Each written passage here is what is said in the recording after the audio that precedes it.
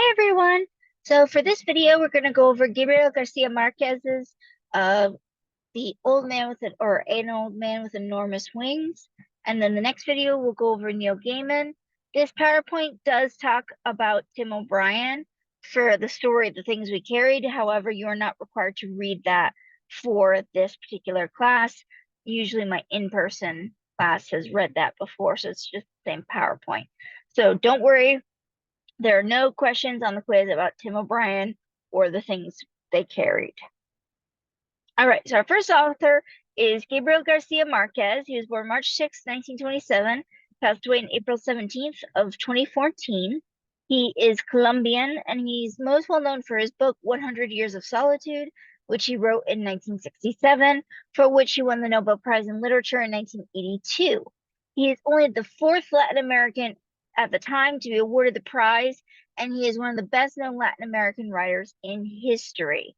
He grew up living with his grandparents, and the stories of his grandfather, which were his biggest influence in why he wanted to write stories, um, helped him become a writer. And his education was actually exquisite for the time period, considering everything that was going on in Colombia, as well as his socioeconomic status. He was a journalist with law training and read a lot of American literature while living in Paris. Later, he was a supporter of Castro, who they still have an old system of patronization of artists around the world. And this in the old days used to be, well, I'll pay for you to sit and write or make art of some form, paint, etc. And I will contribute to your expenses to encourage you to do more art. And this is still something around today around the world. It's just at much less frequency than it used to be.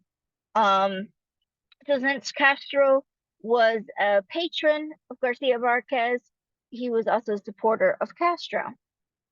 He was diagnosed with cancer in 1999, but he lived until 2014 when he died of pneumonia at age 87, showing that nothing really stopped him. He just kept going. So the A Very Old Man with Enormous Wings that he wrote is part of a genre called magical realism. And he was a huge contributor to magical realism, which originally was thought to be a feature of all literature of Latin America. Obviously, we know now that Latin American literature is varied and has many, many different genres and themes to it. Magical realism is where we mix historical facts with instances of the fantastic. So everyday occurrences happen alongside the fantastic without people being surprised or concerned. It's just, oh, that's a thing. He was influenced by Faulkner and Hemingway with having many intricate parts to his story, especially this is what we learn. We don't actually see anything into the characters' heads. Um, but there's a lot deeper meaning to the story. So in 1955, we get his story, A Very Old Man with Enormous Wings. And these are the characters that we have in the story. First is the old man himself. Some people would argue that he is indeed an angel, despite what Father Gonzaga claims. If we think he is an angel, some people might argue that he is a good angel. Some people might argue he is the angel of death, as Elisenda and Paleo thought was possible. Also, some people would think with the fact that he has grayish wings, maybe he's not truly light or dark. He's somewhere in between. Um, or if they are darker gray towards black, then maybe he is a fallen angel, quite literally, as well as figuratively. He also has very ragged wings, which would help us know that he is probably a fallen angel. But some people might see him as just a grandfatherly type character. Some people see him as both. A lot of people are very neutral about him. People feel bad about the treatment he undergoes by the hands of Elisenda and Paleo and the village, but other people are very neutral of he, is just there to bring the story forward and to really teach the message. But in Colombian culture, a lot of Spanish culture, it is very important to take care of our elderly. So if we think of him from the grandfather point of view, it makes it really a much different idea. Not just, oh my God, I can't believe you would treat an angel that way, but how could you treat a grandfatherly type character that way? As that he is a burden to the family almost, or that he is just there, not really a part of everything, not really wanted. Elisenda, I usually have questions of asking people what they think about Elisenda. Is she a high maintenance evil queen? Is she kind of just an opportunistic person?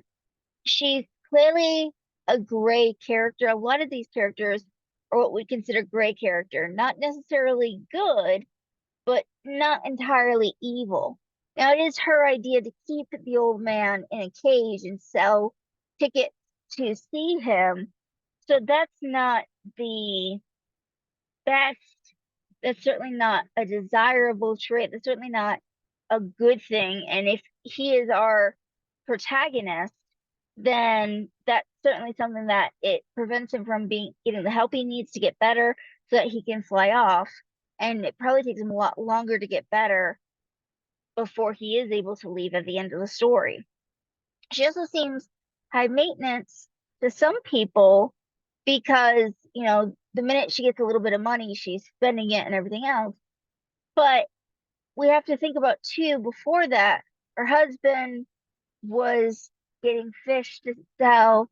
They are clearly part of a poor community. So getting that chance to live a life that she's never had before, that is important to the story too. And that's important to her characterization that she's gone through hard times. And initially, when they see the angel or the grandfather or the old man, however you want to view him, her child is sick. So anyone who is a mother would be scared, like Elisenda, that, oh my God, this creature is coming to take my child away. It's the angel of death. And then, oh, he's not. It's okay. Thank goodness. So she's a very complicated character, which makes her very well rounded. Now, she really doesn't change too much of the story, so she would still be a static character. The child is really just there. We don't even get a name for the child. We know that it is sick, and after a while it heals. It does get better while the angel is there, but we don't see that the angel did anything in particular to make the child better. So we can't say that the angel came and healed the child, even though that is a potential that somehow the angel being there. And that leads to another thing that scholars look at is whether the angel is healing the child by being there through indirect means. So instead of coming down and healing the child himself, which would cause the village to rely on angels and magic and miracles and rely too heavily on things to fix things that might be in their control, he provides them with the opportunity to get money that allows them to buy the medicines they need to heal the child. So kind of a combination of miracle and science to show the two could work together. And it would help feature, this is besides the fact of Garcia Marquez's own beliefs, he's setting it in a very Catholic themed, not themed, Catholic village. So it would make sense that a lesson from God would be, we will help you, but we will also give you what you need at the right time so that you can help yourself. So that is a good lesson from this story as well. Leo, just like Elisenda, he's not a good guy because he goes along with Elisenda's idea to imprison the old man and to exploit him for their own means. But he's not a bad guy either. He kind of takes care of the creature, and it's not the worst treatment in the world. Certainly, the creature could have been beaten and much more horribly treated. The neighbor lady really is kind of one of those characters that is there just to lead the discussion. She introduces the fact that maybe he's an angel, we should get Father Gonzaga, so that way we could kind of move the story along. Some characters have dialogue for that purpose. Father Gonzaga has an interesting assessment of the situation. He determines that the creature is not an angel because he is not beautiful and because the creature does not speak Latin. However, if we go back to the biblical description of angels, they are not the beautiful cherubs that we often think they are. That's why they often start when they come down to mortals of "Be not afraid" is the quote, because they're usually not beautiful to look upon and they're scary to look upon. Also, too, it was probably a fallacy to think that, oh, well, Latin is the language of the church, so therefore angels speak Latin. Well, the whole point of the heavens predates the Roman Empire. So why, out of all the languages they could potentially speak, would they choose Latin? Why wouldn't they be able to speak any language? So it's an interesting assessment of the situation based on what humans know and what humans believe. But as the rest of the story goes to show, his assessment may or may not be correct. Some symbolism and themes. We get light through the light comes through to the village when the old man leaves, showing that the child is healed and it is his time to go. There's also, he is dirty and ragged. So that could, again, if we're thinking of him as the fallen angel, show that elements of it, but also dirt, if we think back to the story of Adam and Eve, that they're created from the ground, that is symbolic as well. Birds versus angels. When we get a description of the bird's wings, it is that they're vulture-like. So it's a very interesting description because it automatically paints a picture in your head. If he just said they were bird style wings, you might think, well, yeah, that's fine, that's not a big deal. But the minute he puts the imagery in your head of a vulture, it makes you think about, well, what if that old man is here to kill the child? What if he really isn't an angel? And I mean, the angel wings and bird wings both have feathers, but how are they different in some ways? Storms, we can see that the storm brings the creature in and washes away the troubles that Elisenda and Paleo have by at first scaring them, yes, but giving them an opportunity to be able to really get ahead for a little while, take care of their child. Also has some symbolism about captive animals. And, a lot of people were afraid that when the angel finally was released, he would lash out because that's what a caged animal would do. And yet he doesn't do that. So again, it goes into maybe he really was there to help the family after all. The setting is a big player in the story because it is a Spanish speaking small town ruled by the Catholic Church. So that plays a big role in how they perceive things, how they act. But they're also, because it's probably, maybe influenced by indigenous mythology, that probably influences the way that they think as well.